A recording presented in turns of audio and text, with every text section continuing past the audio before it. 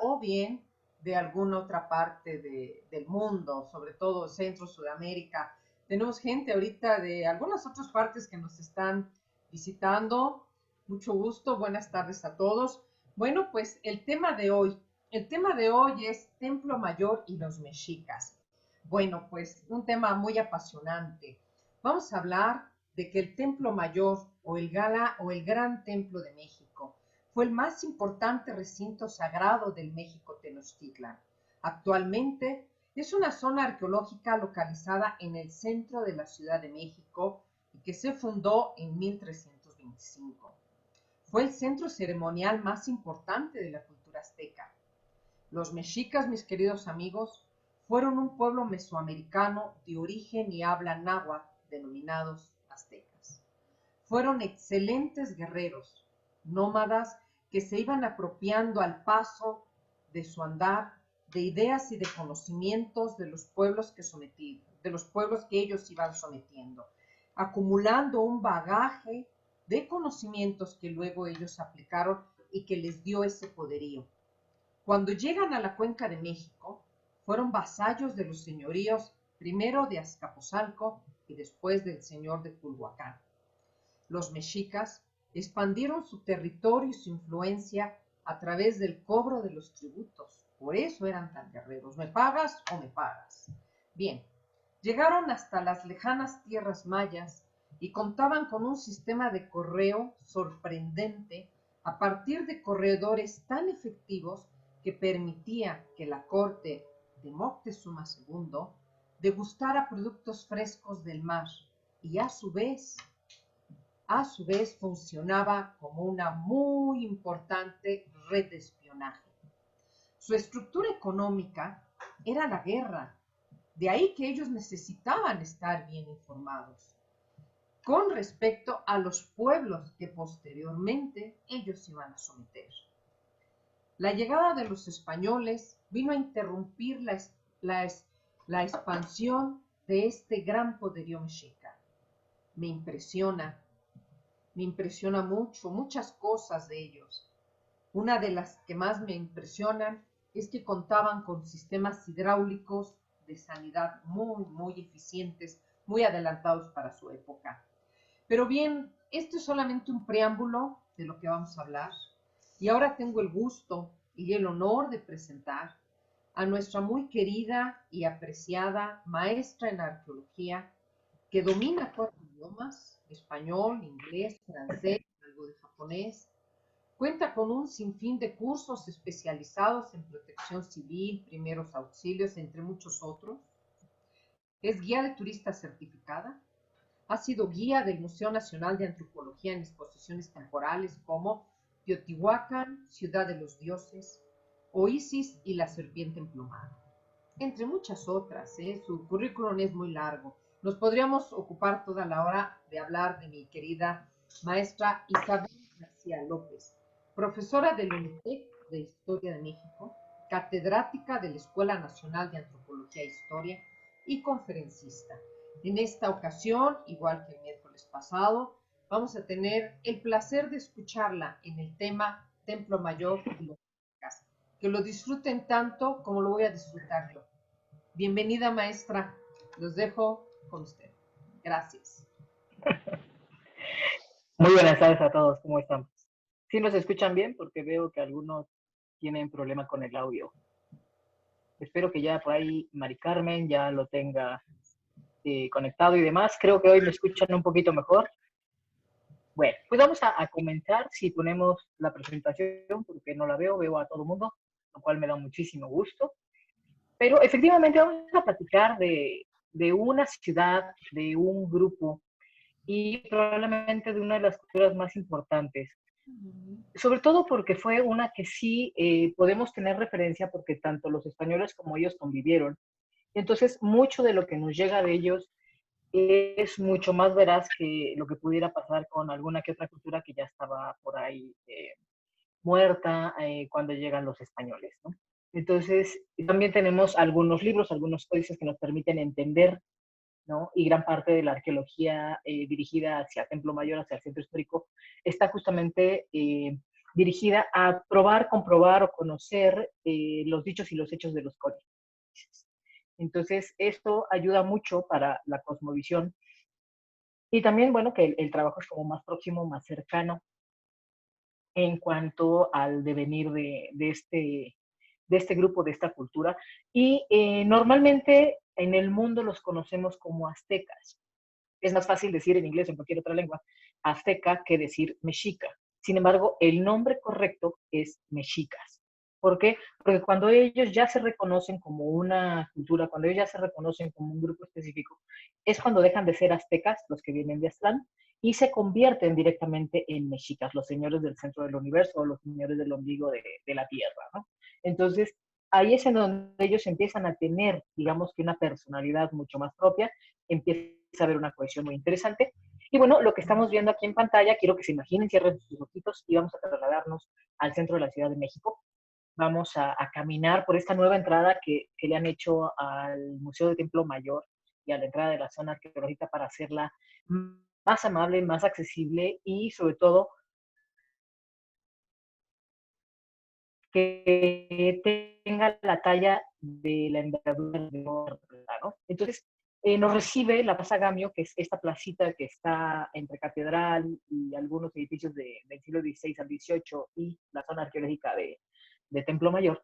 Nos recibe la Plaza Gamio y ahora tenemos instaladas un par de maquetas nuevas. Algunos que hayan ido al centro en el último año seguramente ya las conocen y algunos que ya las conocían dirán, bueno, se ve un poco diferente la maqueta. Efectivamente, se tiene que ver diferente. ¿Por qué? Porque gracias a los trabajos que se hicieron en Catedral, no sé si se acuerdan que la Catedral en los 90 tuvo brackets, tuvo toda esta estructura de acero sustentándola, porque la inclinación que tenía ya era tan grave que estuvo a punto del desplome. Y bueno, este sistema maravilloso de ingeniería del cual podemos platicar en alguna otra ocasión, hizo que recuperara una verticalidad tolerable, lo que se llama un límite de servicio tolerable. Pues esto hizo que se hicieran un montón de hoyos y que se tuviera que revisar mucho del espacio, porque hay que recordar que México Tenochtitlan va a ser una ciudad que al ser conquistada por los españoles, al tener la presencia de los españoles y empezar la fundación de la Nueva España, toda la ciudad es demolida, ¿de acuerdo? Va a estar demolida hasta lo que en arqueología le llamamos etapa 6, es lo que vemos nosotros en el Templo Mayor. La etapa 7 es la que ellos demuestran, qué es esto de las etapas si no lo tenemos claro. Entonces, ellos demuelen los edificios, dejan una plancha, digamos más o menos pareja de tezontle, que es la piedra mayoritaria de lo que se está utilizando aquí en la ciudad, y sobre esta plancha se construye Nueva España, ¿vale? Entonces, en la memoria se pierde la ubicación física o geográfica de la ciudad de Tenochtitlan. Hasta que hacia finales de 1700, no sé si ahí me escuchan un poquito mejor, hacia finales de 1700, cuando se están haciendo unas obras de mantenimiento en la esquina de 20 de noviembre y 5 de febrero, para que más o menos la ubique en esta esquina, empiezan a hacer ahí unas obras y aparece un monolito impresionante, que lo vamos a ver en ratito, que va a hacer que en pleno siglo XVIII, cuando lo colocan en terrenos de la universidad, y en ese entonces terrenos de la universidad, les estoy hablando del Panteón de San Fernando, ¿vale? En esa zona donde está el Panteón de San Fernando, se coloca la escultura de Coatlicue, la señora de la tierra, la madre de la luna, el sol y las estrellas.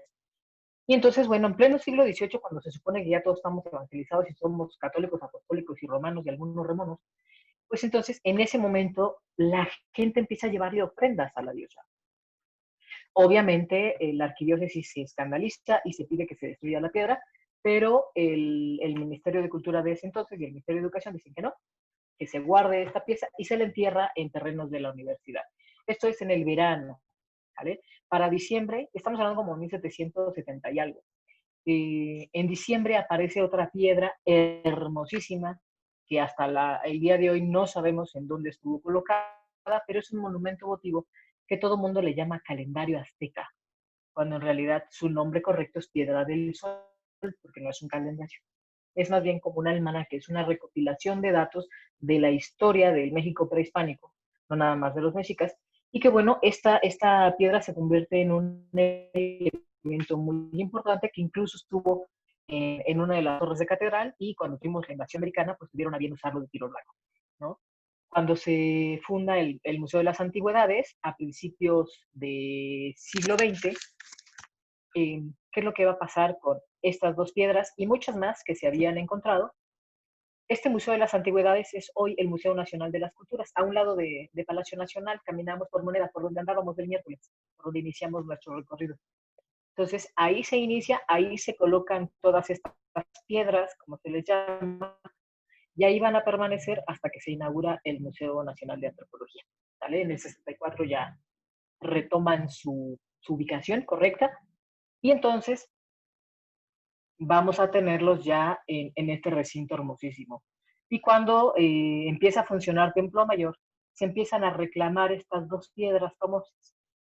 Pero hay un pleito allí intestino en el INAH, en el interior de los museos, porque obviamente son dos piezas clave del Museo Nacional de Antropología que por contexto debieran de estar en Templo Mayor, pero que finalmente no pueden regresar porque tiene un proceso también histórico el descubrimiento. El calendario, acuérdense que el calendario azteca se le empezó a llamar así porque se pensaba que era un calendario, pero es la piedra del sol, ¿vale? Su nombre correcto es piedra del sol. Entonces, ¿qué es lo que estamos observando en esta maquetita? En esta maqueta estamos viendo en primer plano lo que es el templo mayor. No sé si alcanzan a ver mi cursor. Vemos el gran Teocalli o el gran templo o la gran casa de Dios, que es lo que quiere decir gran Teocalli. Y la característica de los templos mexicas va a ser el que en la parte superior tienen dos Qs o dos templos. ¿Qué es eso? Que tienen dos habitaciones porque está dedicada a dos dioses. ¿De acuerdo? Y vamos a ver otros elementos más. A izquierda y derecha de Templo Mayor vamos a ver dos instalaciones muy importantes que son del lado izquierdo, que es la que conocemos y que se puede visitar físicamente en la zona arqueológica, es la Casa de las Águilas, y del lado derecho, que no la podemos ver porque está debajo de todo lo que sería Palacio Nacional, 20 de noviembre y todo esto que está construido, sería la Casa de los Jaguares, ¿sale? ¿Qué se descubre cuando se hace esta investigación en catedral para poderla nivelar? Como hay que hacer una serie de lumbreras para poder llegar a donde estaba el agua, generar un sistema de recirculación, recolocar pilotes, sacar lodo y generar una nivelación del edificio, pues obviamente se va a atravesar a través de muchas etapas. La arqueología nosotros la vemos de manera vertical.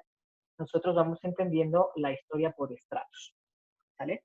Y entonces, a través de estos pozos, de estos grandes pozos que fueron entre los 17 y los 225 metros de profundidad, se empieza a generar un mapa de dos momentos de la época prehispánica. Uno que va a corresponder más o menos al periodo de Ahuizotl, que es el antecesor de Moctezuma II, y otro mucho más temprano, muy probablemente de Acamapistli o de Huitzilihuitl, del segundo Tlatoani. Y entonces, en el primer periodo, digamos, prehispánico, tenemos 11 edificaciones que están debajo de catedral. La más famosa es el Templo del Sol, que está a la altura del Sagrario Metropolitano y es la que se puede visitar cuando se visita los espacios privados de catedral. Pero hay otras 10 estructuras que nos permiten entender primero por qué la catedral está chueca y cómo era la distribución de la ciudad, ¿vale? Entonces, ahí tenemos esas. Y si nos vamos un poquito más abajo, hay 5 estructuras todavía más antiguas, digamos de la primera o la segunda etapa de México Tenochtitlán. Entonces, esto hace que la maqueta se mueva completamente. La distribución de los espacios se mueva completamente, porque la maqueta que nosotros conocíamos era una recreación que hizo Ignacio Marquina, un gran arquitecto, con base en las leyendas de los cronistas, ¿no? Entonces, él de lo que lee a través de las crónicas, fue haciendo esta distribución arquitectónica que al momento de constatarla con el hecho arqueológico, bueno, nos permite darle como el giro a la ubicación real de los edificios. Entonces, por eso es que hoy la maqueta no se parece a lo que nosotros conocíamos de México Tenochtitlán. Está un poquito girada, las dimensiones sí están ampliadas, y lo que nosotros conocemos como México Tenochtitlán es exclusivamente el recinto ceremonial, es decir, como la parte cívico-administrativa de la ciudad. A partir de este gran cuadrado que se cree más o menos terminaba entre, para los que conocen Ciudad de México, Izazaga y Eje 1 Norte, Circunvalación y Eje Central. Ese es como el gran cuadrángulo de Tenochtitlan, de este recinto cívico ceremonial. ¿Vale?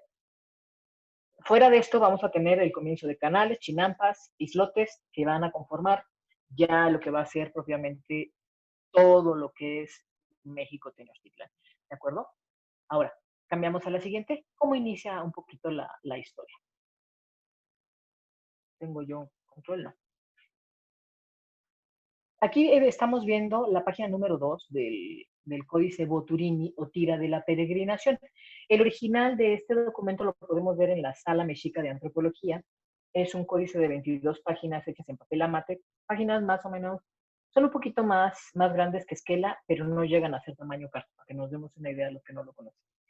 Este códice completito también está grabado en el frontón de antropología una vez que entramos al recinto museístico, ya que pasamos el vestíbulo y que estamos en el paraguas, si nos volteamos a ver hacia taquilla, en la parte de arriba, en marmoleado, está completamente grabado el Códice Boturini.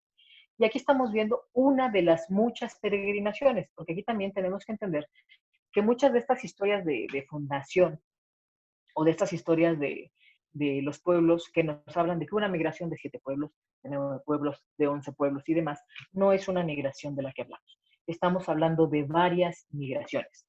Y se cree que en la última, al menos en la última capturada, salieron estas personas o estos grupos y son los que van a convertirse con el paso del tiempo, unos en mexicas y otros van a ir tomando nombres diferentes.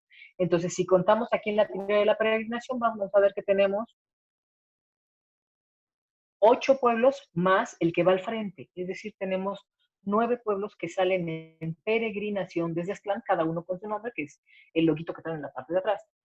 Y el grupo que los comandaba justamente va a ser uno que viene dirigido por 4 personajes. Si observamos en la pantalla, el primero tiene una serpiente en la parte de arriba y viene cargando un bulto mortuorio con el yelmo del colibrí. Este es Huitzilopochtli, ¿sale? Este es el dios guiando al sacerdote para agarrar el camino hacia la peregrinación.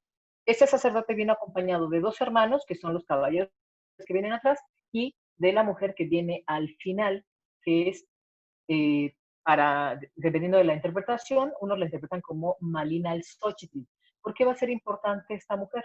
Porque esta mujer es la que funda Malinalco, que Malinalco va a ser un espacio muy importante para los mexicas de la última etapa, pero en el proceso de la peregrinación, cuando hacen una de las N paradas que van dejando colonias, esta es una de las estaciones importantes que con el paso del tiempo se convierte en un centro muy importante para la parte de la guerra, pero esa ya puede ser otra visita posterior, que platiquemos de Malinalco y de la importancia del templo monolítico y lo que pasaba en ese lugar. Entonces, aquí tengo yo a 4 personajes. Se ha buscado el origen, porque se habla del mítico Aztlán, el lugar de las garzas blancas, y obviamente cuando vemos un grupo que se instala en un lugar tan difícil como fue México Tenochtitlan, que elige un islotito en medio de un gran lago que no tiene básicamente recursos, que se dice que te vas a morir de hambre, que bueno, los mexicas no se mueren de hambre y eso caracteriza al mexicano, que es muy ingenioso y que se la sabe arreglar. Nos damos cuenta de que es un grupo que ya tiene un antecedente de un manejo muy preciso de la hidráulica. Es el Códice Boturini o Tira de la Peregrinación. Entonces, ya tiene como muy claro cómo moverse en este tipo de subsuelos, ¿de acuerdo? Que los españoles no tenían idea. Y por eso la Nueva España tiene graves problemas de hundimientos, de humedades y un montón de cosas, ¿vale? Entonces, aquí ya venimos arrastrando cosas. Ahora, se ha buscado mucho el origen de ellos y si observamos la serpiente que tiene arriba el primer sacerdote, esto nos habla del nombre, pero también nos puede estar identificando el nombre de la tribu. Y esto es lo que se ha ido siguiendo, esta es la última teoría. Hasta hace algunos años se decía probablemente Aztlán está en Nayarit, porque se encontró un lugar muy parecido a Tenochtitlan, que es Mezcaltitlán, que es igual una laguna, está la isla, y la isla tiene una geografía muy parecida a los mapas coloniales de Tenochtitlan. Sin embargo, no se tiene la certeza, no se descarta tampoco. Pero siguiendo los datos de esta serpiente y de cómo pudo haber sido el clan de la serpiente, nos lleva hasta Estados Unidos, ¿sale? A una de las tribus Hopis, que también en los petrograbados que tienen ellos, porque ellos eran básicamente nómadas, podemos entender el nomadismo de los mexicas ahí en un inicio. Entonces, hay un grabado en particular en una zona de Colorado que muestra como un escudo, un chimali, y tiene una serie de símbolos alrededor, y entre ellos destaca uno muy parecido al de la serpiente. Y cada uno de estos símbolos eran los nombres de las tribus Hopis que estaban en la zona y que deciden en algún punto emigrar. Es decir, ahí marcan el inicio de una migración. Y se sigue rastreando y bueno, podemos llegar hasta los mexicas. Se decía que eran chichimecas, los de la región del norte, los salvajes de la región del norte. El caso es que ellos vienen bajando a lo largo de muchos años. Oficialmente la fecha digamos, de inicio de la peregrinación es 1111, pero en arqueología ninguna fecha es fija, porque hay descubrimientos que nos las mandan más para atrás, ¿no? Y entonces, bueno, ellos empiezan a bajar, van a caminar por muchos espacios, van a tener contacto con muchísimas tribus diferentes. Por ejemplo, pasan por Tula. Obviamente ya no son los toltecas que fueron enormes en el 900 después de Cristo, porque ellos vienen mucho después, pero sí van a conocer la ciudad de Tula, sí van a conocer la arquitectura, sí se van a impresionar con las tradiciones que todavía ahí quedan, y van a absorber parte del conocimiento y parte de la administración militar que los va a ir haciendo ser un pueblo muy interesante.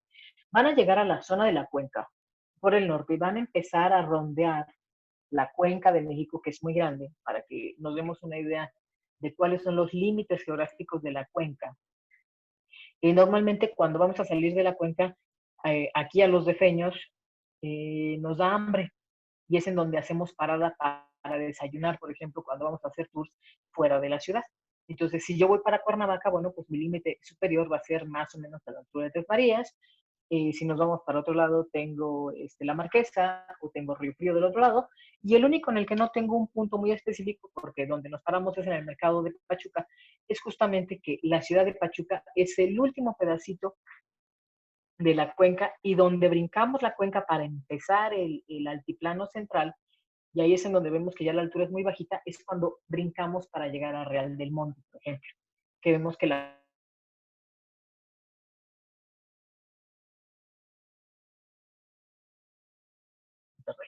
¿Sale? Entonces, ese es más o menos el entorno geográfico en donde arriban los mexicas. Cuando todavía eran aztecas, empiezan a ir recorriendo los pueblos, van a ser vasallos de varios de ellos.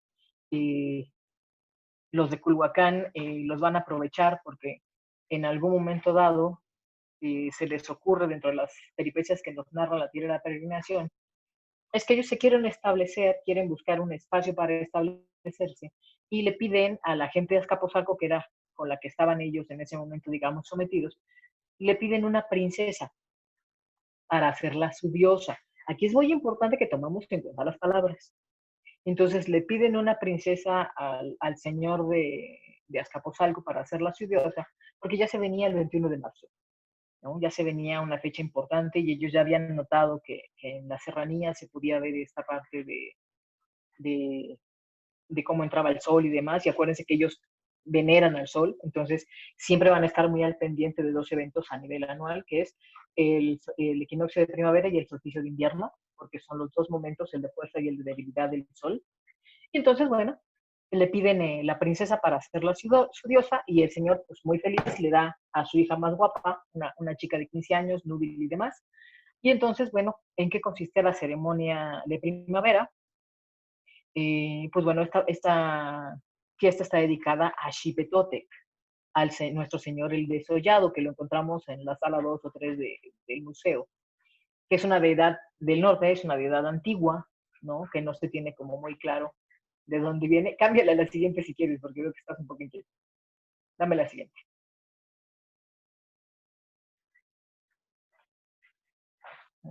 ¿Quién tiene el control de la presentación? ¿Tú o yo? Con esta vista, no sé, no, sí ven el cursor.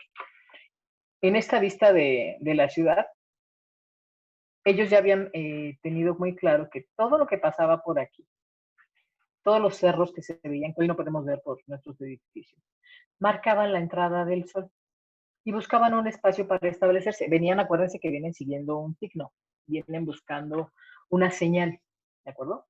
Y entonces, bueno, en esa época con Azcapotzalco le piden a una princesa para hacerla su diosa, y resulta que en un espacio, obviamente, todavía no existe Tenochtitlan, deciden hacer el sacrificio de la princesa. ¿Y cómo se la ceremonia de Xipetotec? Pues simplemente degollan a la princesa, le abren la espalda y le arrancan completamente la piel, que queda como una especie de disfraz, y el sacerdote se viste con la piel de la muchacha, ¿vale? De tal manera, él va desnudo, de tal manera que al momento de que se pone el traje de la mujer, asoman los genitales masculinos a través de la hendidura de la vagina y se genera una cópula ritual. Y entonces, bueno, ahí tenemos este desprendimiento de piel del maíz. Muchos dicen es que es el reverdecimiento de los cerros y demás. No, ya se comprobó que la fiesta de primavera o la del 21 de marzo está dedicada a la nixtamalización, al momento en el que el maíz pierde la cáscara y entonces se convierte en un grano nutricio. Porque digo, un problema que tienen los extranjeros cuando vienen a comer a México, por ejemplo, que les invitamos un pozole, si no le ponen oreganito, que es una especie importada, pero que después nos va a ser de mucha utilidad, si no le ponen orégano, el pozole a cualquier extranjero le cae muy pesado. ¿Por qué? Porque el maíz no se digiere, a menos que le cortes la película y utilices ciertas hierbas para que se pueda, a través de enzimas, digerir en el estómago y aprovechar los nutrientes. Nosotros lo lográbamos con el triunvirato maíz, frijol, calabaza y la anexión con el chile. Digo, ya con frijol, maíz y chile nosotros tenemos enzimas para poder romper la cascarilla al maíz y hacerlo nutricio. Por eso es que el chile es tan importante para nosotros, porque nos permite asimilar una gran parte de alimentación propia, sobre todo con el maíz, que es una semilla bastante complicada, ¿no? Es un cereal bastante complejo. Entonces, pues imagínense, obviamente invitan al señor de Azcapotzalco que presencie la ceremonia y él pues cree que la van a hacer como su reina. Y cuando ve que se la escabechan y que le quitan la piel, pues bueno, se ofende muchísimo y los saca patadas y los manda al cerro de Chapultepec, donde solamente hay culebras y chapulines para que se mueran de hambre. Y entonces, bueno, ahí demuestran los mexicas que saben aprovecharse de los recursos que puede darles el medio, aunque sean muy escasos. Digo, finalmente un grupo nómada tiene esta característica que sabe aprovechar los recursos. Descubren uno de los manantiales más vastos y más importantes que van a alimentar posteriormente a México Tenochtitlan y siguen peregrinando. Y entonces, bueno, los acolhuas, que consideran que están invadiendo su territorio porque Chapultepec formaba parte, aunque usted no lo crea, de Culhuacán, aunque estén diametralmente puestos geográficamente, pues bueno, decide aprovecharlos como guerreros para que ganen las batallas y dice, me los acabo ahorita si los mando contra los Xochimilcas, porque los Xochimilcas son sumamente bravos y pues bueno, nos quitamos ahí como esta plaguita que nos está dando guerra, ¿no? ¿Y cuál va a ser la sorpresa del señor de Culhuacán? Que en la primera batalla los mexicas prácticamente derrotan a los Xochimilcas y le traen un costal lleno de orejas, porque ellos dicen, bueno, ¿y cómo le compruebo al señor que sí ganamos? Entonces a cada guerrero que se echaban en el campo le cortaban la oreja, muy Van Gogh el tema. Pero obviamente hubo ahí una duda, dice, no, pues es que a cada preso o a cada reo le estás quitando las dos orejas, ¿no? Porque nadie se iba a poner ahí a examinar si era la izquierda o la derecha. Y entonces dice, bueno, bueno, a la siguiente batalla lo que les cortaron fue la nariz. Dice, nariz nomás tenemos una. Y entonces ahí están las narices de los capturados. Y entonces, bueno, en ese momento ellos empezaron a buscar eh, un poco su emancipación, pero también un poco el tener un linaje importante. Ellos sabían que los acolhuas eran descendientes de estos grandes toltecas de la historia, de Seaca, Tultupilzin, de todo este linaje de sabiduría y conocimiento. Y entonces, bueno, ellos quieren generar un linaje real. Y entonces le piden, en primero se lo piden a Azcapotzalco, le piden un hijo para hacerlo su príncipe, y el de Azcapotzalco, teniendo la experiencia que tenía, le dice, no, no, contigo no, contigo, voltea para allá. Ahí a los que te mandaron a Chapultepec, pídeles ahí lo que quieres. Y entonces, bueno, pues estos se voltean para Culhuacán y entonces dicen, bueno, pues este es un linaje muy importante, y entonces, por favor, regálanos un hijo para hacerlo nuestro príncipe. Y entonces, pues el Tlatoani de Acolhuacán, un poquito dudoso, bueno, pues les da a su hijo, y entonces tenemos la unión de Acamapistli y una princesa mexica, y tenemos el primer matrimonio cruzado. El primer matrimonio de un linaje tolteca contra un linaje mexica, y ahí es en donde empieza esta batalla y esta lucha por tener una sangre real o un linaje real importante. Obviamente, cuando Acamapistli se convierte en el príncipe de los mexicas, ya era padre, está Huitzilihuitl, y entonces, bueno, el segundo matrimonio con el segundo Tlatoani todavía no es del todo mexica, todavía siguen siendo vasallos de Culhuacán, y es ya hasta el nieto, ya con Chimalpopoca, que se emancipan los mexicas y piden permiso para establecerse en el islote. Ya para ese momento ya habían tenido el avistamiento del símbolo, que de alguna manera, de manera muy romántica, es el águila parada sobre un nopal comiendo una serpiente, ¿no? Entonces, en realidad, bueno, son símbolos ahí importantes. Y entonces ya se establece México Tenochtitlan. Pero, ¿qué estaba pasando en esta época? Aquí entre los mexicas tenemos todavía dos facciones o dos grupos con dos tendencias diferentes. Había rencillas entre ellos, y mientras por un lado estaban consiguiendo los espacios para establecerse y buscar los diferentes símbolos, lo que estaba pasando hacia el interior era que eran un grupo que se iba a separar en dos. Ambos se iban a seguir llamando mexicas porque son hermanos, siguen siendo la misma tribu y la misma tradición, pero había ideología un poco diferente entre un dirigente y otro. Cualquier parecido con la realidad pues no es coincidencia, digo, es parte también de nuestra propia historiografía.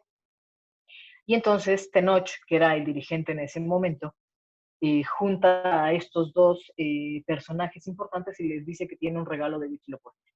Y entonces tiene dos atados de piel de venado y le pide al príncipe, digamos, de lo que serían los mexicas de Tenochtitlán, que elija uno de los dos bultitos, ¿no? Se le echan a la suerte y entonces él le toca elegir primero. Y entonces cuando abre el bultito, lo que va a encontrar son dos palitos. Son los palitos del fuego, ¿vale? Que representan el poder y la política. Y cuando el otro abre su bultito, lo que encuentra es una piedra de jade, una cuenta verde de jade. Obviamente, si hablamos de valor monetario, pues la cuenta verde pues estaba mucho más interesante que los palitos. Pero cuando Tenoch les explica la importancia, es cuando cada uno se queda conforme y se queda con sus regalos. Y entonces México Tenochtitlan es el centro de poder, política y comercio y conquista, y Tlatelolco va a ser el que maneje el corazón de el comercio desde el punto de vista de la distribución. Y entonces aquí está el poder económico y aquí está el poder político. Las ciudades no se van a querer mucho, tan es así que van a quedarse como enemigas mucho tiempo. Axayacatl va a avasallar completamente el lugar, pero bueno, ya cuando platiquen de Tlatelolco sabrán un poquito más de esta ríspida relación con Tenochtitlan. Sin embargo, son dos ciudades mexicas, están unidas en la misma isla, hay una diferencia como de 4 kilómetros entre una y otra. Son dos ciudades que van a estar muy interconectadas, muy interdependientes, aunque manejen vidas separadas en algún momento dado, pero que finalmente nos permiten entender el desarrollo comercial y político de Tenochtitlan, ¿no? Entonces, si le cambiamos a la siguiente, porque no tengo yo el control.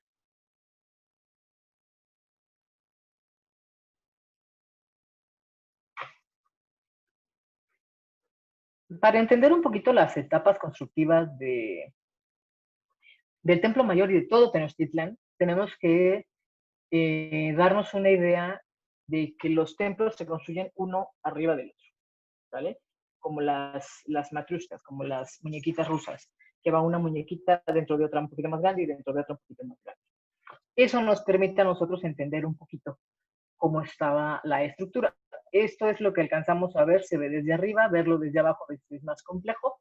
Nosotros estamos parados aquí enfrente y vemos la etapa 5, la etapa 6 es un poquito más por acá, la etapa 5, la etapa 4A, la etapa 4, la etapa 3 y así nos vamos. Y lo que está cubriendo el techito es la etapa 2. Obviamente, nada de esto lo vieron los españoles, porque esto estaba tapado. Acuérdense que esto lo destruye. al momento de hacer un proceso de arqueología e ir vaciando espacios, es que nos vamos conociéndole las tripas al edificio, ¿sale?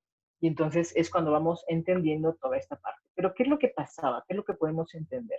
Cada Tlatoani, que esta es la etapa de Acamapistli, la etapa 2, cuando construye el Gran Teocalli, una de las formas de demostrar su poder es agrandando el edificio. Y entonces cada Tlatoani, y al menos cada 52 años, se le va a hacer una anexión al templo para engrandecerlo y generar un proceso de abundancia y prosperidad, ¿no? Entonces, por eso es que vemos tantas etapas en realidad en muy poquito tiempo, porque en teoría, digamos, cifras oficiales, México Tenochtitlan se funda en 1325 y cae en 1521, ¿de acuerdo? Entonces estábamos hablando de prácticamente 200 años en los cuales esta ciudad y este grupo va a pasar de una tribu nómada a un gran imperio en todo Mesoamérica, que va a cobrar grandes tributos y que va a tener un poderío impresionante sobre culturas también importantes. Claro, ya a él le toca encontrar a muchas de las culturas mermadas, como son los toltecas, como son los mayas, ¿no?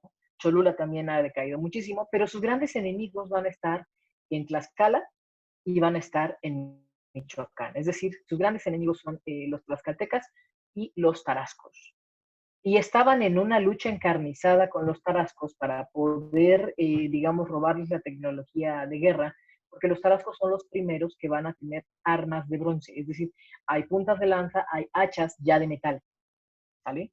Por eso en México la historia no la dividimos en edades de acuerdo a los materiales.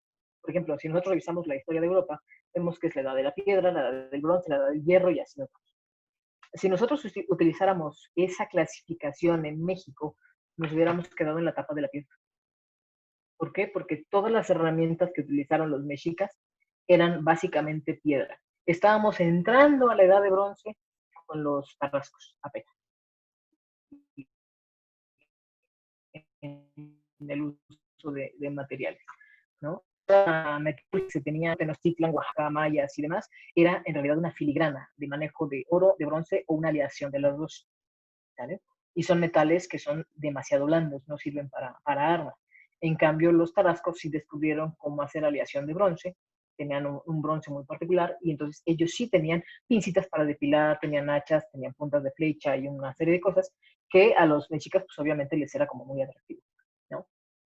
La que sigue, por favor. Cámbiame, no seas malito la diapositiva. ¿Cuáles eran los dioses principales de Tenochtitlan? Tenemos a Tlaloc, que es uno de los dioses más antiguos y más conocidos y más difundidos de toda Mesoamérica, importantísimo en la manutención y en la sobrevivencia de cualquier pueblo. Y tenemos a Huitzilopochtli, el dios de la guerra o el dios del colibrí zurdo. Y tenemos, por ejemplo, una característica muy importante, él viene vestido como guerrero, trae su chimali o su escudo, y trae su macahuil, que es una, chihuitl es una serpiente de fuego, ¿vale? Esta serpiente de fuego es un símbolo del poder de la guerra. Y el macahuil va a ser la herramienta más importante de los mexicas para el proceso de guerra. El macahuil es una especie como de bate plano que tiene navajas en los costados y sirve justamente para devastar. Esa es la herramienta con la cual él va a pelear contra la luna. La que sigue, por favor. Ay. Ahora, cuando nosotros empezamos a recorrer la zona arqueológica, aquí ya estamos nosotros metidos a través del pasillo que recolecta. Cuando llegamos a la primera parte de lo que es Templo Mayor y que empezamos a ver estas etapas, nos encontramos con esta serpiente ondulante, que es el muro de Coatepec. Todo lo que veamos representado en la ciudad va a ser una recreación de sus mitos de origen y de las ciudades de donde ellos vienen, particularmente de elementos que hicieron en Aztlán, ¿de acuerdo? Ya cuando tienen contacto con lo que quedaba de los toltecas, entonces aparece el Chico Moscoca, pero ellos tienen muy claro que son el clan que está regido por la serpiente, y entonces el muro que rodea a Templo Mayor es un muro de serpiente. Y las cabezas de serpiente nos van a dar la entrada hacia lo que es las escalinatas. Y la serpiente le va a dar la vuelta al recinto y va a llegar hasta la escalera, de tal manera que las serpientes nos hablan de cómo se sube el edificio. ¿Vale? ¿La que sigue? La que sigue, por favor. Aquí estamos del otro ladito. Estamos justamente donde terminaría una serpiente. Aquí nada más vemos la pura cabecita porque no está en todas.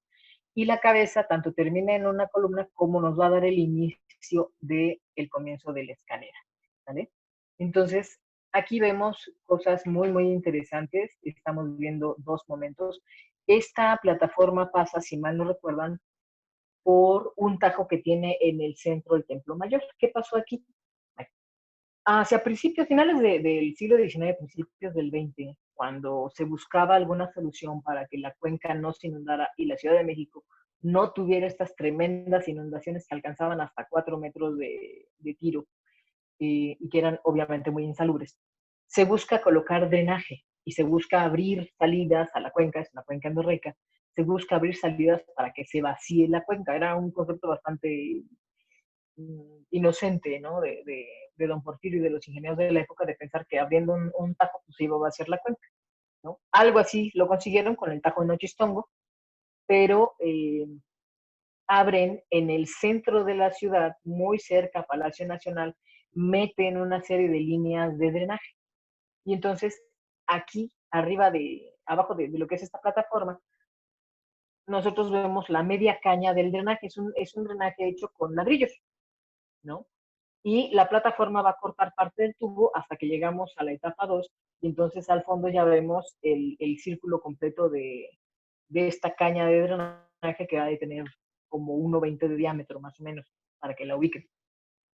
Pero, ¿por qué va a ser importante esta?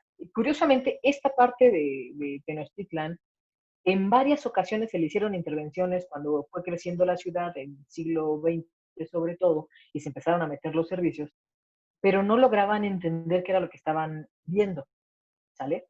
Hasta que en 1978 la Compañía de Luz y Fuerza del Centro, en esta esquina que es Guatemala y Argentina, para que alguno la ubique, estamos exactamente detrás de Catedral y estamos a la altura, Guatemala cruza o cruzaba. Guatemala es la continuación, digamos, de Tacuba, ¿sale? Entonces, imagínense desde el eje central venimos por Tacuba, que luego a la altura de la catedral se llama Guatemala, y como Guatemala va a salir hasta Circunvalación, pasa por el Palacio de la Autonomía, que es el edificio que está atrásito de esto que estamos viendo en la foto, para que se ubique. Esto, ¿qué es lo que pasa con este espacio? Cuando Cortés empieza a repartir tierras para sus marineros y demás, todos estos lotes los repartí y esto eran casas. Pero ¿qué pasó con las casas? Son casas que hasta el día de hoy, algunas, aunque fueran pequeñas, eran muy grandes para su mantenimiento. Y entonces, bueno, las familias las fueron dejando, se fueron dañando las casas y al momento de extraer el agua de la cuenca, y todo esto que es de material ligero, que es de tezontle, empieza a subir. Este fenómeno se le llama abufamiento. Y entonces el empuje de los elementos prehispánicos empieza a romper los muros coloniales y las casas empiezan a caer.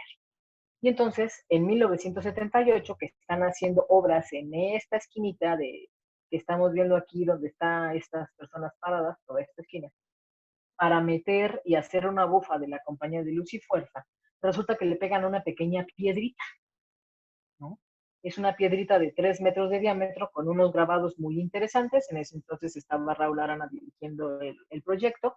Eduardo Matos Moctezuma era un chicuelo, era un alumno ya casi por graduarse, que estaba trabajando con Raúl Arana aquí en la excavación.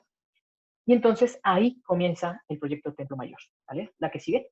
Porque, ¿qué es lo que descubren en esta esquina? Descubren uno de los monumentos votivos más importantes del Gran Teocalli, que es Coyolxauhqui, ¿no? Que es la diosa de la luna, ¿vale? Y entonces, bueno, la historia, ¿qué es lo que nos cuenta aquí en este punto?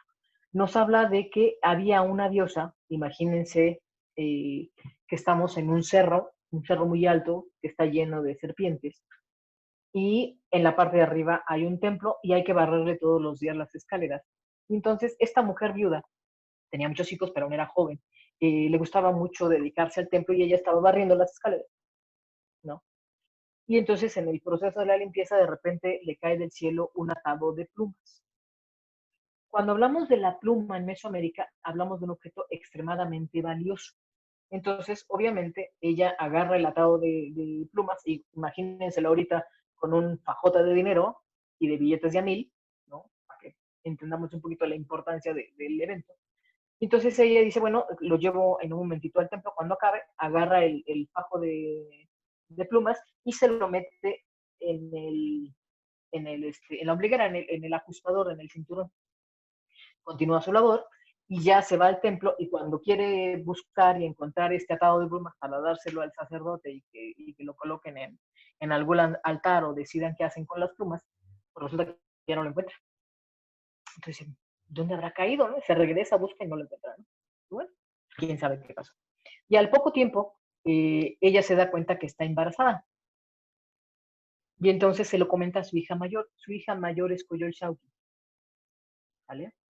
Y entonces al comentárselo a Coyol Shauki, que es este círculo de colores que vemos aquí, se indigna y totalmente porque le dice, ¿cómo es posible que tú, una mujer viuda, se haya ido por los caminos y los arrabales a revolcarte con cualquiera?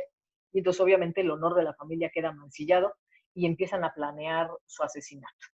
¿Con quién lo empieza a planear la luna? Pues con las estrellas, con los Pentonwitznawa, que son estos que estamos viendo aquí abajo, que son los 400 surianos o las estrellas del sur. Entonces empiezan a planear el asesinato de Coatlicue.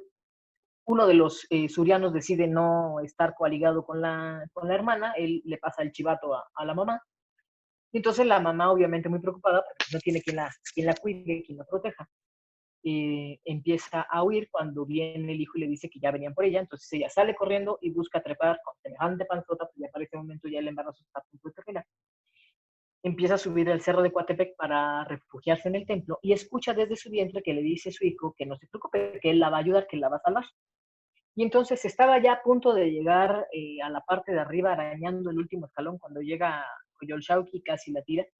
Y en ese momento, bueno, pues se tiembla la tierra y aparece y nace Huitzilopochtli. Así como lo ven en la figura, yo creo que le dolió tantito a Coatlicue que le saliera el muchacho ya hecho todo un hombre, vestido y ataviado con acahuil y con chimali para enfrentarse directamente a su hermana la luna, ¿no?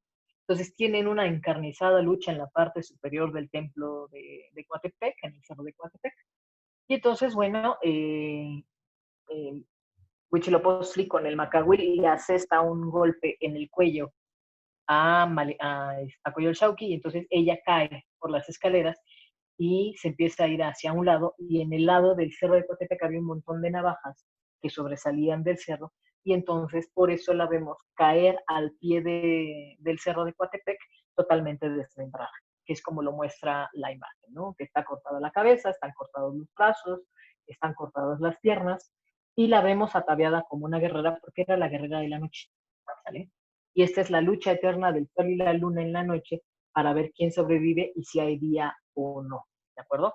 Y por eso es que también se empieza a pedir el sacrificio. ¿Qué es lo que vemos que está pidiendo la diosa de la tierra? Si analizamos la imagen de Coatlicue, vamos a ver que es una figura femenina y ustedes dirán, bueno, ¿y dónde le ves lo femenino? Bien. Si somos como muy observadores, solamente trae puesta una falda, que es la que le da el nombre, ¿vale? Coatlicue es la mujer de la falda de serpientes, porque son puras serpientes lo que conforman su faldita. Tiene un cinturón con una hebilla de cráneo, que en realidad el cráneo forma parte también del collar que trae ella puesto. El collar es muy curioso, son manos y corazones. Y entonces vemos mano, cráneo, mano, corazón, mano. Y este collar cae sobre unos senos que ya están un poquito colgados, que nos hablan de la edad, ¿vale? De una edad avanzada de la mujer o de una mujer que ha parido y amamantado muchas veces. Las piernas son en realidad las patas de una águila, con las garras de un águila. Tiene faldellín y toda la cosa. Y los brazos también son garras de águila, ¿de acuerdo? Y ustedes dirán, ¿dónde está la cara? Bueno, con mucha imaginación, lo que nosotros estamos viendo del cuello es salir dos serpientes que se juntan y se miran mutuamente. pero ese mirar de perfil a perfil nos da un rostro frontal, ¿de acuerdo? Que es el monstruo de la entrada de la Tierra. Pero si le ponemos una manita de lado, son dos perfiles de serpiente que se unen, ¿de acuerdo? Por eso es que estábamos viendo a a la diosa de la tierra, de la creación, de la medicina, de los mantenimientos. ¿Y qué es lo que representan estas dos serpientes en lugar de la cabeza? ¿Qué es lo que le pasó a ella? Ella es una mujer que ha sido decapitada y lo que estamos viendo son las salidas de sangre arterial que conforman la cabeza, ¿de acuerdo? Nos está hablando de forma explícita del sacrificio por corte de cabeza que se hacía a los guerreros, sobre todo después del juego de pelota, ¿de acuerdo? Y a todos los guerreros, después de sacarles el corazón en el templo mayor, se les cortaba la cabeza, porque la cabeza iba al zompantli y después de que se caía del zompantli, se hacía una máscara y se iba a una ofrenda. Los cráneos son una parte muy importante del cuerpo que se va a conservar. La que sigue, por favor.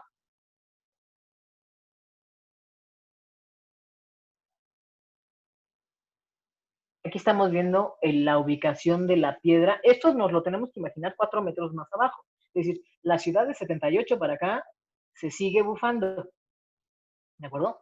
Entonces, esto imagínenselo 4 metros más hacia abajo y la piedra estaba sumamente húmeda, entonces cuando le meten las cuerdas para levantarla, se rompe por mitad. Entonces, la fractura que ustedes ven en la Cuello del Chauqui se le llama fractura arqueológica, es decir, es una tarugada de nosotros, ¿vale? Pero es una tarugada por desconocimiento, porque no teníamos mucho conocimiento de cómo tratar material que ha estado en agua, porque literal, el manto freático, si le quitan la planta de bombeo al templo mayor, se inunda.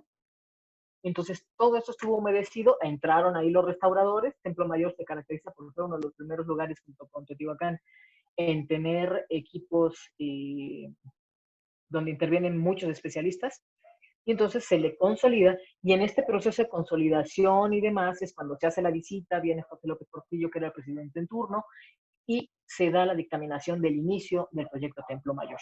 Y es cuando se empieza a recuperar la ubicación de México Tenochtitlan, y con el paso de un par de años se construye el Museo de Templo Mayor, y es uno de los museos que normalmente nos genera mucha situación chistosa cuando los arquitectos y los especialistas no se comunican, porque cuando se construye un museo, y eso le pasó a antropología y le pasó a Templo Mayor, es que creemos que los museos son espacios donde hay que tener vitrinas con piedras y con cositas para ver. Y no, un museo es un lugar de investigación, en donde yo tengo que tener un acervo, en donde yo tengo que tener toda una serie de elementos que me permitan estudiar los artefactos que hemos ido sacando, porque vamos, la arqueología no nada más es escarbar y sacar. Yo tengo que investigar, limpiar, entender, relacionar todo esto que yo saco de la tierra para poder armar la estructura del conocimiento. Y entonces, bueno, los museos forman una parte bien importante. Y bueno, cuando se construye el Templo Mayor ya se tenía esta piedrita, ya se sabía que tenía 3 metros y 20 de diámetro y que tiene una grosor como de 35 centímetros. Terminan precioso el museo, y cuando es momento de mover la piedra, ¿y ahora como por dónde la meto? El patio de servicio lo tiene sobre la calle de Guatemala y resulta que pues no entra, no pueden meter la piedra porque no hay por dónde pasarla, no cabe. Y entonces voltean a ver a la fachada y dicen, ¿y si volvemos a desmontar la fachada? Y entonces, bueno, pues desmontan la fachada, meten la grúa, colocan la Coyolxauhqui donde va y vuelven a montar la fachada. Pero la fachada la dejan ya a propósito desmontable. Y esto sirve también para otro momento muy importante, mucho más reciente, que es cuando encuentran a Tlaltecutli, quitan la maqueta y entonces con el mismo método meten a Tlaltecutli, que es todavía más grande que esta placa, y que si nosotros vemos la ciudad, estaba hacia el frente y más abajo de Coyolxauhqui, pero más o menos de la misma etapa. ¿Vale? Nada más que Tlaltecutli está dedicada estaba justo en medio y está dedicada a los dos templos. ¿Por qué? Porque aquí estamos viendo la dedicación del templo de Huitzilopochtli. Si nos vamos del lado norte, vamos a encontrar entierros de niños, vamos a encontrar ranas, porque esos son los que me están hablando del agua. ¿De acuerdo? Cada uno de los lados de los templos tiene elementos identificatorios, las ofrendas son identificatorias y solamente cuando están al centro están dedicados a ambos númenes, ¿vale? Lo cual hace muy interesante y muy importante todo el proceso.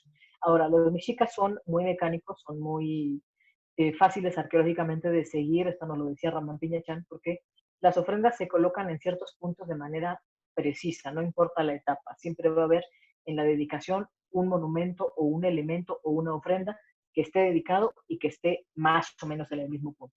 De tal manera que si nosotros caminamos un poquito más sobre este pasillito que tenemos a la derecha de la Coyolxauhqui, vamos a ver que justo debajo de ella podemos ver dos etapas más con dos Coyolxauhquis más, feitas, incompletas, pero cada etapa tuvo su Coyolxauhqui y esta es la de la etapa 6. No conocemos lo de la etapa 7, ¿de acuerdo? No conocemos la última dedicación. Pudo haber sido de alguna forma diferente, pero esto era lo que sucedía. La que sigue, por favor.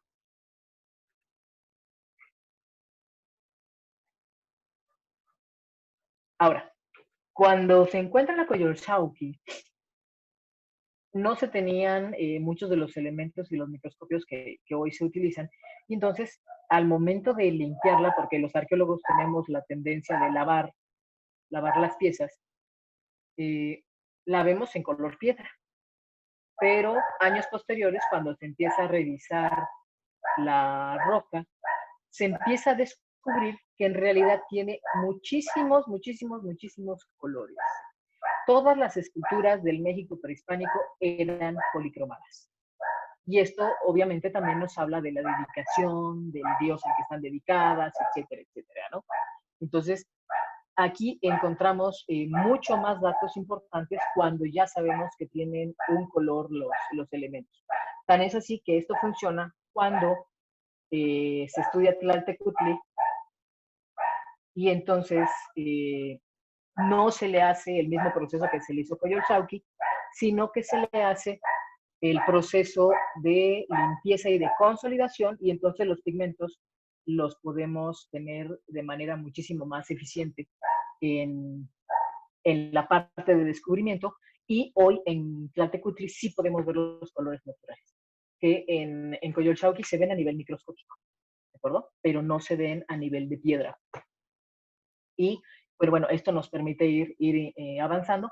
Y este fue un modelo que estuvo mucho tiempo en la entrada, que fue parte del proyecto, y cuando se visita el museo, imagínense que estamos en la sala, hay que verlo desde arriba, no desde donde está la piedra, sino desde el piso de arriba que tiene el mirador.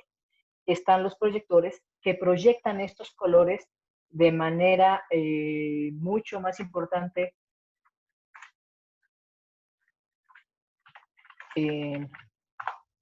eh, mucho más importante en cómo se fue coloreando y esto nos da un significado y entonces sí ya tenemos la certeza de que estamos hablando de la diosa en este caso de la luna o del dios de la tierra en el caso de Tlaltecutli y de algunas cosas más, ¿no? Es como las esculturas griegas que también eran polícromas, pero a nosotros nos encantan blancas, porque las hemos conocido blancas. Y si nosotros comparamos las dos esculturas y vemos pues, una de tierra o de color piedra y la otra de colores, pues a mí me gusta más, por ejemplo, en el color de la piedra, pero tenía una razón de ser el que fuera policroma, ¿no? La que sigue, por favor.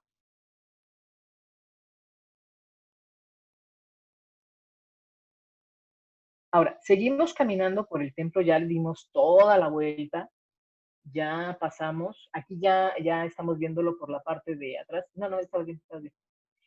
Ya lo vimos por la parte de atrás y lo que estamos viendo es qué pasó, pero ya a nivel de colonia, en la parte de atrás del Templo Mayor. Para que ubiquen el edificio es el techito verde. El techito verde es la etapa 2 donde vemos los dos templos.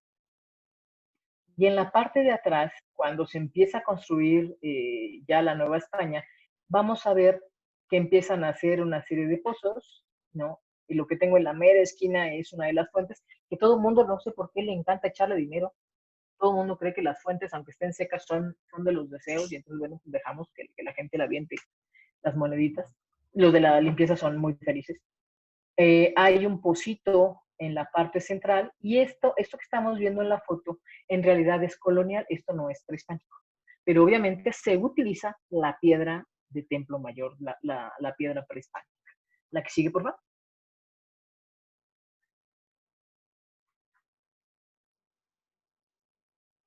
Ahora, cuando vamos caminando por las etapas y que vamos viendo, ¿qué es lo que hicimos aquí los arqueólogos?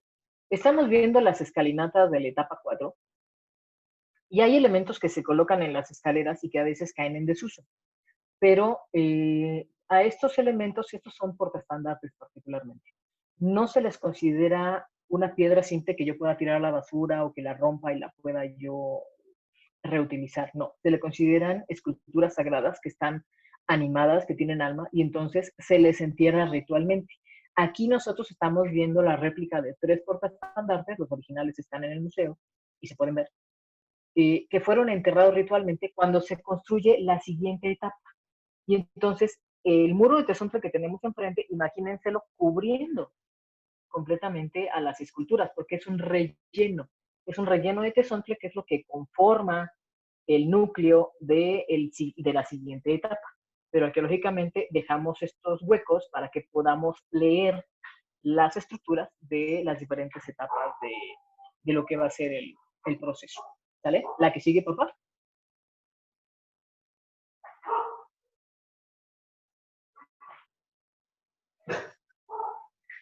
Ahora, se han hecho reconstrucciones para tratar de entender como qué altura tendría el templo mayor cuando lo conocen los mexicas.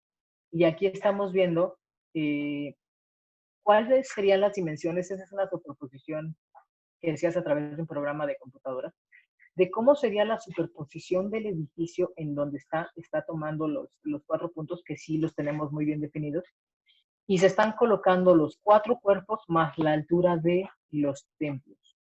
Entonces, se cree que sería más o menos de la misma altura o un poquito más que Catedral, pero es un edificio tremendamente robusto. Ha de haber sido impresionante poderlo ver en su esplendor, ¿no? Aún así, es un poquito más pequeño que el de Tlatelolco, pero se ha buscado mucho hacer estas reconstrucciones para tratar de entender cuál sería la fisonomía y qué sería lo que vieron los españoles cuando llegan a esta ciudad blanca. Porque Tenochtitlan se caracterizaba por ser una ciudad pintada de blanco, con murales en puntos muy específicos, que eran los que nos decían a qué estaban dedicados los edificios, y que le permitían a la población moverse y sentir que el espacio era como muy limpio, como muy sano, ¿no?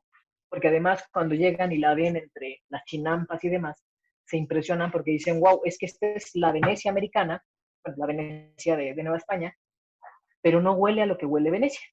Si alguien conoce Venecia, pues platíquenos a qué huele Venecia. Yo todavía no tengo el placer, pero en general, bueno, es agua estancada y agua que normalmente suele tener contenido del drenaje sanitario, y esto, desgraciadamente, pues no le da un buen olor a la ciudad. Tenochtitlan no era el caso, se tenía muchísimo cuidado de tener el desecho sanitario hacia algunos puntos y los canales se mantenían lo más limpios posibles porque obviamente parte del abasto del alimento de la propia México Tenochtitlan se da en los lagos, tanto en el salobre de Texcoco como en el dulce que tienen en la parte frontal. Y entonces, bueno, se va a cuidar muchísimo el que no se contamine el agua, porque pues es envenenarse uno mismo, ¿no? Y el agua potable, ya para cuando Tenochtitlan y la Gran Tenochtitlan, con Aguizotl, se inaugura el acueducto de Chapultepec, que incluso le dicen que no abra todas las compuertas porque se va a inundar la ciudad, porque es muy fuerte la presión, y al otro le vale, y obviamente se inunda la ciudad y a él recibe una pedrada y se muere. Entonces, bueno, tiene un abastecimiento de agua potable muy puntual que los españoles van a aprovechar. Eso sí se aprovecha y ellos montan fuentes.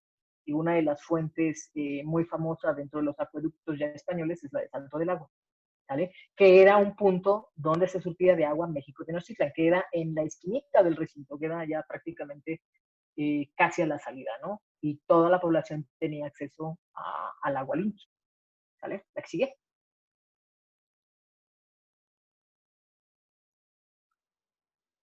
Ahora, para que entendamos un poquito lo que son las superposiciones o etapas. En esta laminita de uno de los libros de Mats Moctezuma, nos permite ver dónde se enterraba la Coyolxauhqui, que es la piedrita de colores que tenemos en la parte frontal, y vemos cómo está partido un poco el templo para entender el interior. Y entonces vemos el primer desplante de las escaleras, y luego hacia la parte izquierda es como vamos viendo el relleno. Está una etapa, se cortan las escaleras, está otra etapa, y podemos ver los cues o templos superiores y una réplica en la parte de abajo. ¿Vale? Esto lo tenemos que repetir, como les decía, 5 veces más. La parte 7 no la conocemos, debió de haber sido mucho más grande de lo que la tenemos hoy, que es la reproducción que comentábamos. Y entonces, bueno, así es como se podía entender esta parte de ir pudiendo hacer cada vez más grande los edificios, ¿no? La pintura mural que tiene el Templo Mayor se encuentra en los templos de la parte superior, es visible hoy en la etapa 2 parte de la pintura mural, y en la sala 8 del museo nos ponen tanto la que vemos desde la barandilla como la que está hacia adentro, que nosotros no podemos ver en la zona arqueológica, pero que sí se aprecia ya a nivel físico cuando se revisa el edificio. Entonces, la pintura nos hace alusión a las deidades que se están representando, y también nos da la alusión la piedra de sacrificio que tiene cada uno de los templos enfrente. Y entonces, cuando hablamos de Huitzilopochtli, tenemos esta piedra delgadita, lisa, o que puede tener un par de serpientes para acostar al sujeto y sacarle el corazón. O bien en la otra es un chacmol, en donde se degolla al bebé y la sangre se deposita en una olla para hacer la ceremonia del agua, ¿no? Y que el niño llore y llore y llore y nos propicie muchísima, muchísima lluvia, ¿sale? Entonces, la que sigue, por favor.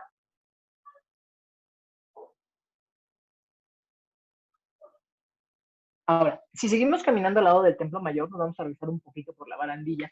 Nos vamos a encontrar con este edificio maravilloso que se le conoce como la Casa de las Águilas, y así lo determina con las investigaciones Leonardo López Luján, que además es uno de los templos que tiene una investigación a nivel químico muy hermosa, muy, muy importante, porque la arqueología hace mucho uso de la ciencia, y aquí se han hecho estudios a nivel de radar, a nivel de magnetometría, a nivel químico, etcétera, etcétera, ¿no? Para poder comprobar, sobre todo, muchos de los elementos de los códices. Y entonces, si nosotros nos encontramos con esta etapa, esta es la etapa 6 de la Casa de las Águilas, curiosamente pasamos al techito donde están las banquetas de guerreros, eso es etapa 5 y etapa 4, porque están más abajo, están más adentro, pero nos permite entender cuál fue el impacto que tuvieron los toltecas en los mexicas. ¿Por qué? Porque esto es una copia casi irregular de lo que es el templo. ¡Ey!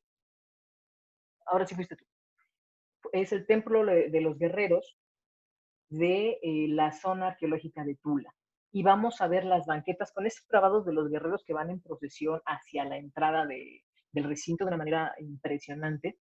Y aquí era donde se llevaban a cabo tanto reuniones como planes, como también ceremonias de toma de cargo que posteriormente se pasarán ya con Aguizotl, se mandan a Malinalco, pero antes se hacía aquí la toma del cargo, porque nosotros conocemos, o son muy populares, lo que son el caballero águila, el caballero jaguar, son como los más populares, pero en realidad la división militar era mucho más amplia. El cargo más alto era el caballero sopilote, que es, hagan de cuenta, como um, el secretario de Estado de Sedena o de Marina, pero también teníamos que el coyote y demás, ¿no? Entonces cada uno tenía un uniforme, cada uno tenía una investidura diferente y obviamente un tipo de operación militar diferente. Y aquí era donde se iban recibiendo los cargos, y en ese edificio es en donde se va a hacer una ceremonia muy importante cada año, pero particularmente cada 52 años. La siguiente, por favor. De este edificio son las figuras que vemos en el museo, tanto de los caballeros águila que nos reciben así, que estaban aquí al lado de las águilas paraditos recibiéndonos, y de otras dos figuras también muy importantes que se encuentran completitas, pero hechas pedacitos. ¿Cómo es esto? Están tan llenas de tierra que se puede ver la forma, pero en el momento que se les quitara la tierra, se iban a hacer pomada, literal. Entonces se les banquea, se les saca y poco a poco se les va armando, que son las dos figuras de Mictlantecutli, que están con las garras así mirándonos hacia abajo, son dos figuras de 2 metros, que tienen colgando, muchos diríamos el corazón y los pulmones, pero no, es el hígado en sus tres lóbulos. Y entonces el hígado nos permite entender que ahí es en donde reside la fuerza del guerrero, ahí es en donde está el valor del guerrero, y eso es parte de lo que ellos buscan de alguna manera cuando se hacía el momento después del sacrificio, morder o comer para adquirir el poder del guerrero. Es este canibalismo ritual que se llega a practicar con algunos elementos y de ahí de donde nace el pozole, por ejemplo. Naila, ni se te ocurre. Ven aquí. Naila, aquí. Entonces, ahí es en donde vamos a tener un evento muy importante. Aquí vemos cómo van las banquetas y observamos los patios interiores. Aquí hay uno muy interesante, están las 4 bases de las columnas. Imagínense aquí unas columnas, el techo y este espacio abierto, porque por ahí entra la luz para poder reflejar y poder darnos la iluminación del espacio. Este patio era un espejo de agua, igual que en Teotihuacán, porque yo necesito hacer la observación del sol y de la luna para poder marcar las fechas. Es un espacio de marcación astronómica a través de las almenas que va a tener el patiecito. Las almenas son como agujas de reloj o marcadores. Porque en el cuarto de atrás va a ocurrir un evento muy importante. La que sigue, por favor. Ese es el Mictlantecutli que nos recibe en este espacio, justamente donde estamos entrando. Imagínense lo estucado y policromado. Y si ustedes observan, hay hoyitos en la cabeza. En cada hoyito va un mechón de cabello natural. Ahora, hay un códice que dice que el sacerdote ponía una escalera y se subía y en la cabeza del Mictlantecutli le echaba la olla con sangre, la sangre que se recolectaba en Templo Mayor. Cuando le hacen las pruebas de albúmina a toda la cubierta del lodo y de todo lo que está pegado a la cabeza, efectivamente se descubre que es sangre de muchos tipos, obviamente de muchos momentos de haber vertido sangre, que se le echaba a estos dos personajes, a estos dos Mictlantecutli, para darle la entrada al inframundo, ¿vale? Como para recibir este regalo, y este regalo era lo que le permitía al Sor salir y seguir en este ciclo de día y noche, ¿no? De tener la fuerza para poder resurgir. ¿La que sigue?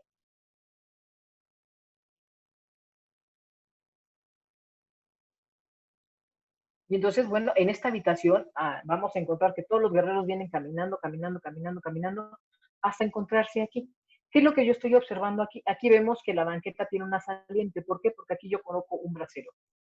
Un brasero muy grande que va a hacer un atado de 52 cañas en donde voy a sacrificar a un guerrero, le voy a sacar el corazón con esta pira prendida y en su pecho abierto voy a prender el fuego nuevo. El fuego nuevo lo traigo desde Iztapalapa. Ahí es en donde se hace la ceremonia cada 52 años desde el Cerro de la Estrella. Yo traigo el fuego corriendo desde Iztapalapa, llego a este punto, me echo al sujeto, le abro el pecho, le pongo las cañas, él está sobre otras 52 cañas, sobre un asado muy grande, y entonces prendo el fuego nuevo para México Tenochtitlán y todo el pueblo viene en los 5 días nefastos del año y cada 52 años que se destruye absolutamente todo, vienen, toman fuego de aquí y se lo llevan a sus casas, porque es el momento de renovación. Entonces, el símbolo que estamos viendo ahí en la imagen es justamente las 52 cañas, cada caña representa un año, atadas, que es la ceremonia del fuego nuevo. ¿Y de dónde salen estos 52 años? Bueno, los mexicas, como toda Mesoamérica, manejan 3 calendarios. Vamos a manejar el calendario solar, que es el que me rige la agricultura, me rige el alimento. Tengo el calendario lunar, o Tonalpowali, que es el que me rige la parte del destino del hombre. Y si no, pregúntenle a las señoras que han tenido bebés, bueno, ¿cuánto dura un embarazo humano? ¿No? Porque normalmente, ¿y cómo nos lo mide el ginecólogo? Porque muchos dirán, bueno, son 9 meses. Ajá. ¿Y cómo te los mide el ginecólogo? Te los mide por semana. ¿Vale? Y en realidad nosotros nacemos entre las 36 y las 42 semanas, el promedio 39 semanas, que son 9 meses lunares. La menstruación se rige por la luna. nosotras cuando nos dicen que somos regulares, pues tenemos el periodo cada 28 días. Y caballeros, si ustedes han visto que su mujer o su hija o su mamá tiene 4 caras a lo largo del mes y cada semana le cambia la cara y el genio, tienen absolutamente toda la razón, porque es un tema hormonal. Y hay un día en el mes en el que nosotros quisiéramos no salir de casa, no tomar teléfono y no abrir la boca, porque es un día muy difícil para nosotros en donde dice uno, bueno, ahí es en donde le cae el 20 a los hombres que dicen, no las entiendas, nomás ámalas, porque ni nosotras ese día nos podemos entender de que estoy en un momento de buenas y al ratito estoy llorando y luego estoy de malas y luego me estoy carcajeando y uno dice, ya, ¿qué le pasa? No, pues nada más hay un circo de hormonas en el organismo, ¿vale? Entonces, sobre todo, por eso la luna está asociada mucho con lo femenino, con la mujer, ¿vale? Porque rige esta parte hormonal, pero también rige el destino del hombre y es como se le daba el nombre. El Tonalpohualli es el que le da el nombre a la persona, tanto en el día de nacimiento como a los 7 años, cuando se le da el nombre definitivo, que al menos así lo practicaban los mexicas, ¿vale? Y entonces, bueno, ¿de dónde salen los 52 años? Cuando el Sol, la Luna y Venus empiezan su ciclo, es decir, su órbita, en el mismo momento tienen que pasar 52 años. Y cada que se encuentra con el Sol o con la Luna pasan 4. Y entonces esos 4 años para América representan lo que para Oriente eran los 7 años. Es decir, para los egipcios, por ejemplo, les llamaban la época de vacas flacas y de vacas gordas. Nosotros lo denominamos el niño y la niña. ¿Qué es esto? Temporada de lluvias muy intensas, llegando a huracanes, a lluvias destructivas, por eso es importante Tlaloc, pero también el periodo de sequías tan severas que se puede morir una población completa. En la actualidad, con el cambio climático, pues bueno, podemos tener en un mismo año niño, niña y sobrinito, ¿no? Porque es un tema muy complejo ya la parte del clima, ¿no? En la actualidad.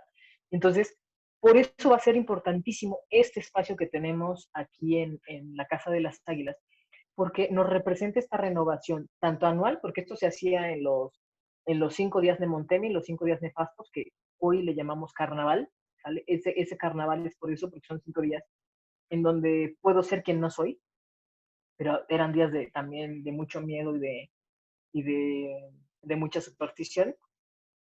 Y entonces, bueno, aquí se daba este proceso de renovación, pero obviamente la ceremonia más importante, el Tlatoani se iba al cerro de Iztapalapa, se iba con el señor de Iztapalapa y se realizaba allá la ceremonia completa, ¿no? Entonces iba a ser un punto muy importante. Obviamente los Tlatoanis van a estar muy al pendiente de esto y por eso cuando matan a Moctezuma II, el primer señor que se convierte en señor de Tenochtitlan es el que era el capitán más importante de Moctezuma, pero que también era el señor de Iztapalapa, que era Cuitláhuac. Y a la muerte de Cuitláhuac, que no dura mucho por la vihuela, pues le sucede el sobrino, que es Cuauhtémoc, ¿sale? Cuauhtémoc, ¿quién va a ser? Bueno, cuando sube Moctezuma II es la primera vez en que se genera un pacto con Tlatelolco y se le permite nombrar un señor, y quedan como vasallos directitos de Tenochtitlan, y este señor de Tlatelolco va a ser Cuauhtémoc, ¿vale? Y entonces, por eso es que después de las ceremonias del Bicentenario, en los libros de historia se empezaron a retirar como tlatoanis mexicas, tanto a Cuitláhuac como a Cuauhtémoc, porque eran el señor de Iztapalapa y el señor de Tlatelolco. Sin embargo, sí fueron los últimos dos del linaje de los mexicas que estuvieron en el poder, que sacaron la casta por México Tenochtitlan hasta la caída en 1521. ¿Vale? La que sigue, por favor.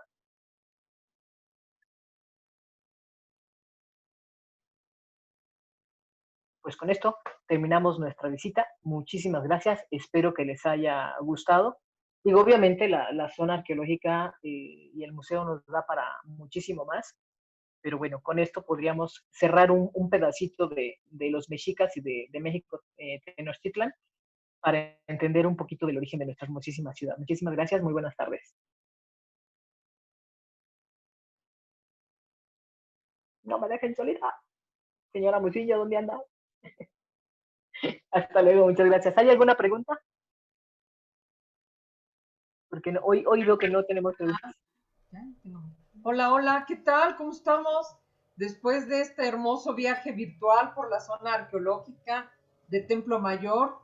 No caminamos mucho, lo disfrutamos. Espero que ustedes lo hayan disfrutado, hayamos aprendido mucho más de estos personajes de nuestros antepasados. ¿Hay preguntas, por favor? Creo que no, ¿verdad? No, creo que ahora no. A ver, Leti. Ábrales el micrófono, por favor, para que puedan preguntar.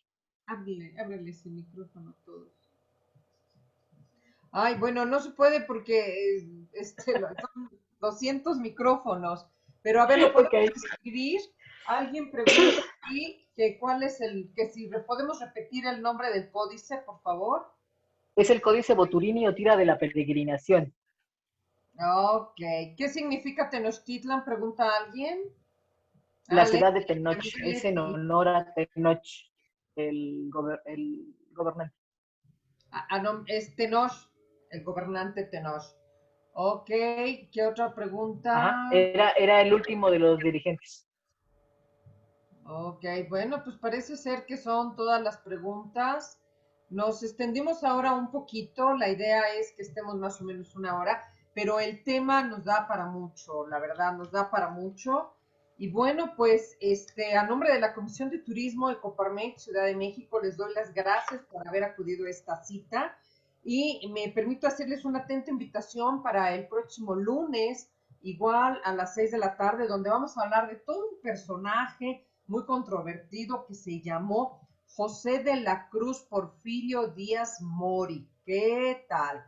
Bueno, este personaje duró 31 años en el poder, fue 7 veces presidente. Y bueno, pues vamos, no nos alcanzaría una hora para hablar de toda su obra, pero vamos a hablar, y tampoco vamos a caminar tanto, nos vamos a transportar en nuestra mente, en nuestra imaginación, a Lázaro Cárdenas, a las calles de Lázaro Cárdenas de la Ciudad de México. Hubo mucha gente del interior de la República, un saludo muy cariñoso a todos. Y bueno, pues va a ser Lázaro Cárdenas y Madero, a donde, bueno, pues tenemos ahí muy cerquita Bellas Artes, el Palacio Postal, el Munal, Minería y el Hemiciclo a Juárez. Esta exposición va a estar a cargo de otro maestro también en antropología, historiador también, ya lo van a conocer ustedes, es Luis García, parte de nuestro equipo, igual que Isabel. Tenemos muchos años trabajando, haciendo recorridos por el centro histórico y por algunos otros lugares. Y también aprovecho para comentarles que es muy probable el día 13 de mayo hagamos un recorrido por el santuario de las luciérnagas. Las luciérnagas que empiezan con la época de lluvias a mediados de junio, todo julio y y la primera semana, segunda, cuando mucho de agosto. Probablemente ya podamos salir, probablemente ya los podamos ver, podamos ir a hacer el recorrido. Y bueno, pues seguiremos así con otros temas de interés. Les adelanto que nos va a hablar y va a estar con nosotros la Torre Latinoamericana, imagínense eso. Eso va a estar también de agasajo, de agasajo. Y también nuestra muy querida amiga Maritza Nandayapa nos va a traer a sus tranvías turísticos con todas sus rutas.